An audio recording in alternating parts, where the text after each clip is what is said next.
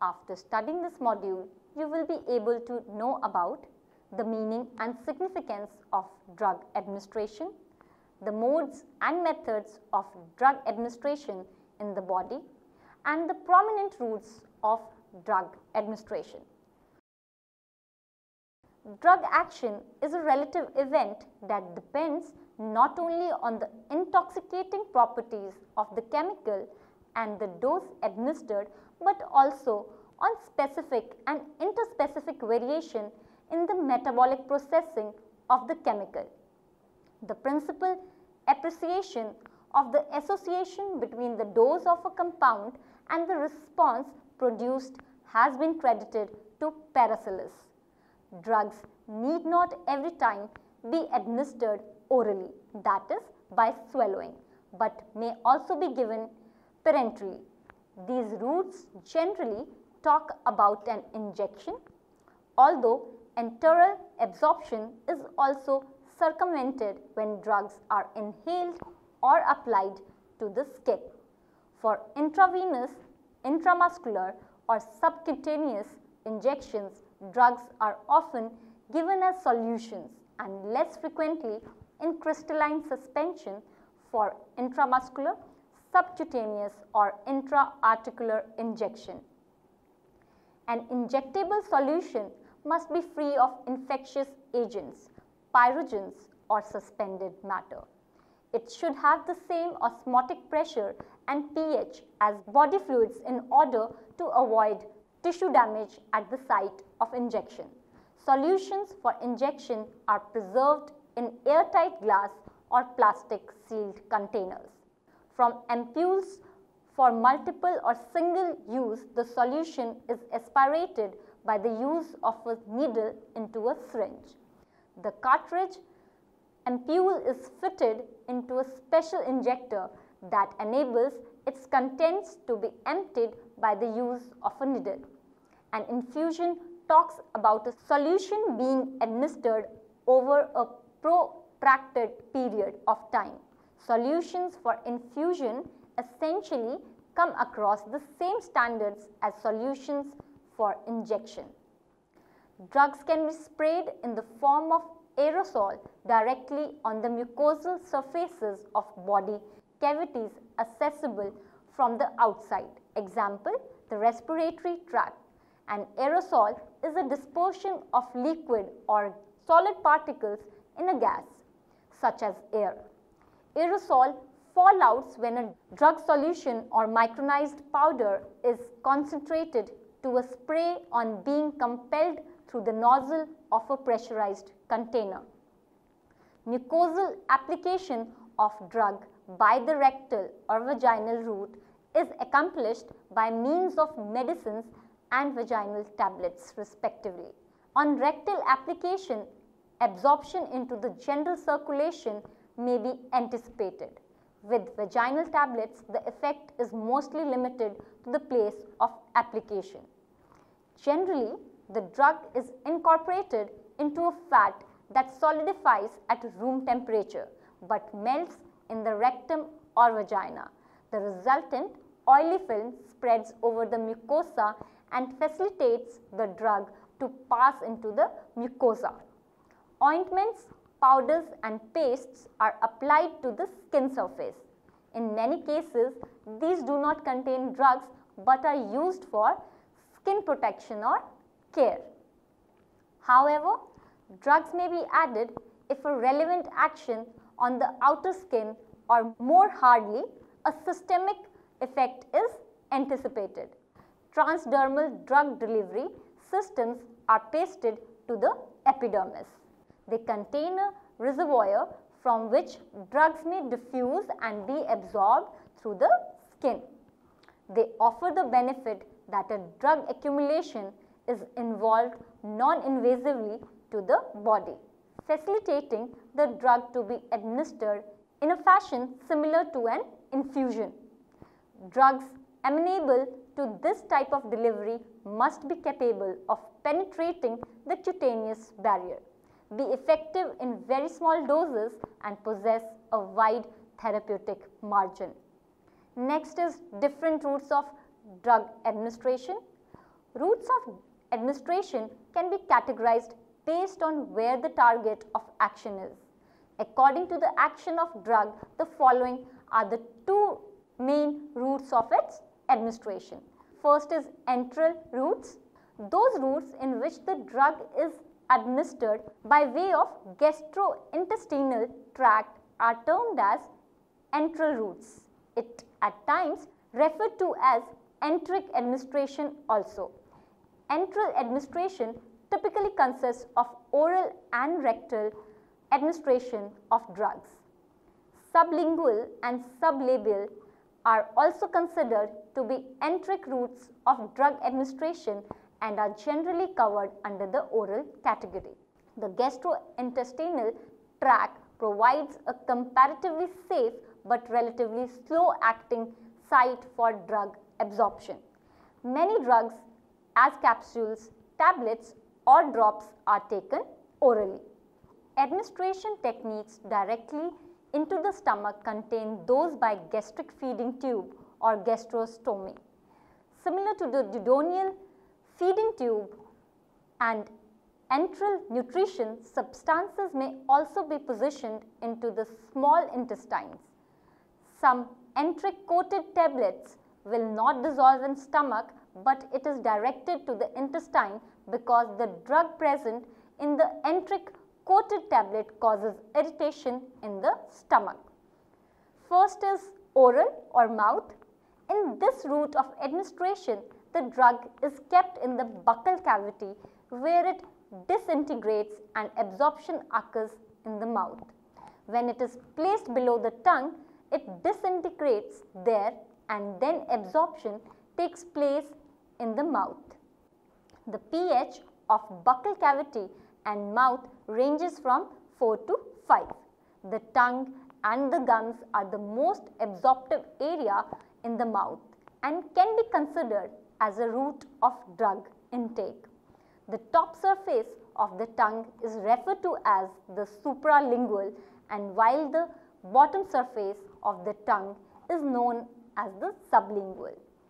The absorption through sublingual is fast as it transforms the drug or poison directly through the route of heart, although this might take some time, but still it is a better method of passing the drug directly to blood through the heart. Second is rectal.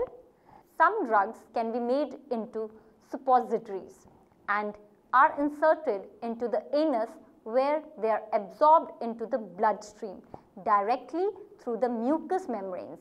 The mucous membranes are very fragile and administration of very acidic or very alkaline drugs tend to burn the tissue, causing damage.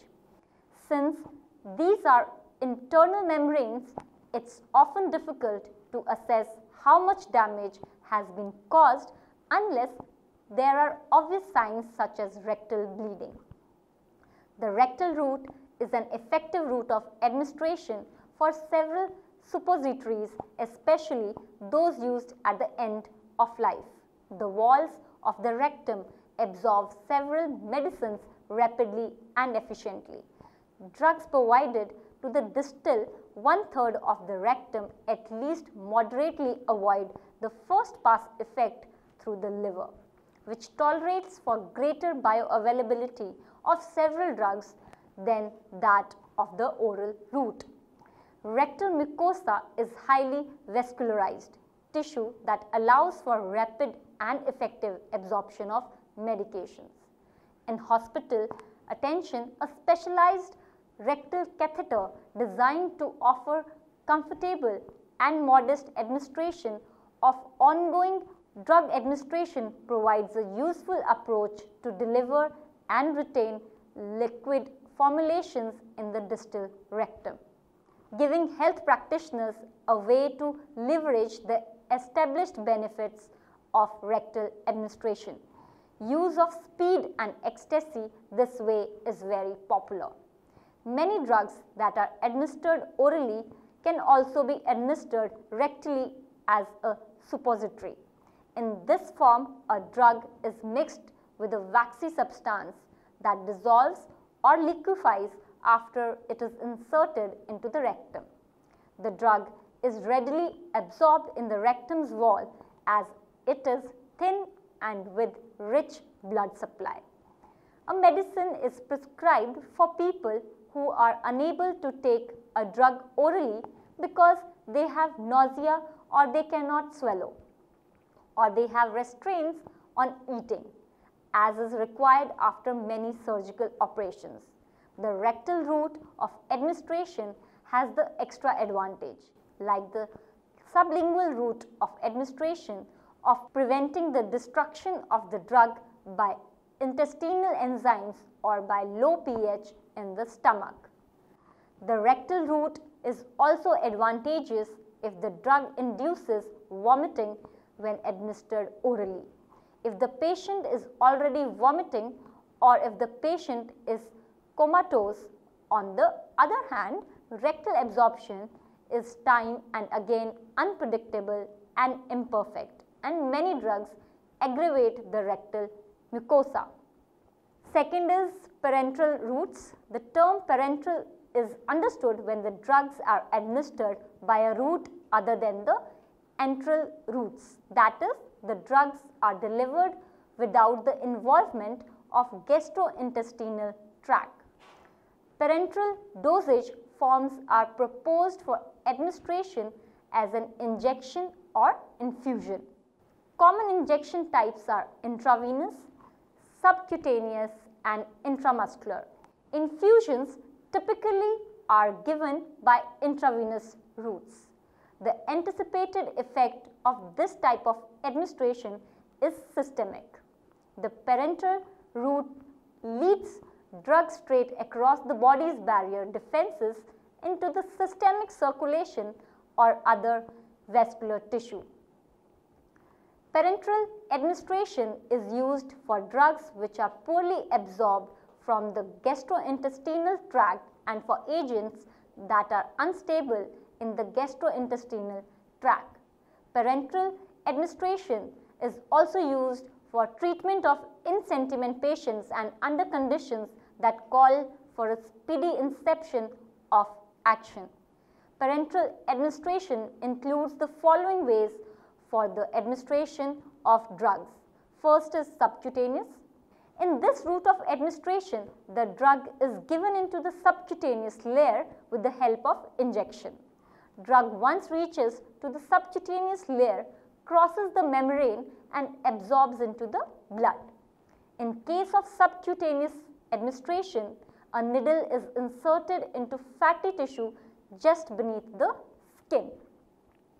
After a drug is injected, it then moves into small blood vessels, that is capillaries, and is carried away by the bloodstream.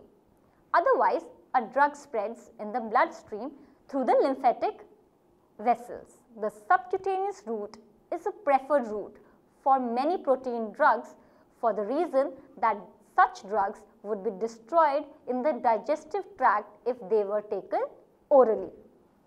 Second is intradermal. This term is related with the administration of drugs intradermally through the surface of the skin.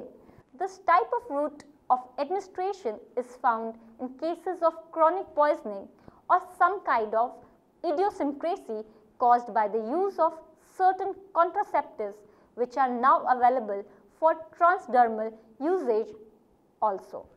The release of drug by this kind of administration from the reservoir of drug is quite slow. Third is intravenous. Intravenous therapy is the infusion of liquid substances straight into a vein. Intravenous basically means within the vein. Treatments managed intravenously are generally known as specialty drugs. Intravenous treatment may be used to correct electrolyte imbalances, to provide drugs for blood transfusion, or as fluid replacement to correct, for example, dehydration. Intravenous treatment can also be used for chemotherapy. This is one of the fastest way of administration of poison or drugs into the body because the injection is directly given into the veins, providing a direct route to the drug to get into the blood and thus circulate throughout the body very quickly and showing the resulting symptoms almost instantaneously, leading to severe condition of the victim and mostly leads to immediate death of an individual. The drugs administered through this route have essentially 100% bioavailability. Fourth is interosseous. This is related with the infusion of drug in the bone marrow. It is treated as subsidiary intravenous admission as the bone marrow channels directly into the venous system. This route is generally used for drugs and fluids in case of emergency medicine when intravenous access is difficult. Fifth is intra-arterial. It is the route by which drugs are administered directly into an artery. In intra-arterial mode, the drug is administered directly into the artery through injection. In this case, the commencement of action is rapid, similar to that of intravenous administration. Sixth is intramuscular. By means of this method, the drugs are customarily injected into the muscle of the thigh, upper arm or buttock. The volume of time taken by the drug for getting absorbed into the bloodstream depends in part on the blood supply to the muscle. The lesser the blood supply, the longer it takes for the drug to be absorbed. Seventh is inhalation. Nose acts as the chief route of inhalation. The mucous membrane of the nasal aperture is an absorptive surface that principally lines the whole passage of the airways. Mucus is a protective covering which is made up of a mixture of proteoglycans which lubricates the nasal passage and airways and helps to remove the undesirable particles. Those particles which are very small in nature and are in gaseous form and cannot be stopped by this membrane, rather due to the presence of this absorptive surface and the small particle size of drugs, they are absorbed quickly and transported to the lungs. From lungs, they get into the blood and affect the whole body system more or less immediately. We will conclude this module with the summary. Selection of the appropriate route of administration is important in toxicological analysis and evaluation of the degree of toxicity. In general, as the objective of a toxicology study attempts to mimic human or animal risk exposure, dermal administration is required for estimation of toxicity of chemicals that may be absorbed through the skin, as well as for estimation of skin irritation and photosensitization. Intranasal insulfation is a popular method for therapeutic administration of corticosteroids and sympathomimetic amines and for the illicit use of drugs of abuse such as cocaine and opioids. The dosage form in therapeutic use is generally aerosolized in a metered nasal inhaler. In the case of illicit use, crude drugs are inhaled, that is snorted, through the nares as fine or coarse powders. Dermal injections have the poorest absorption capabilities of the parenteral routes primarily because of limited circulation. Methods of injection include subcutaneous, intravenous, intramuscular and intraperitoneal.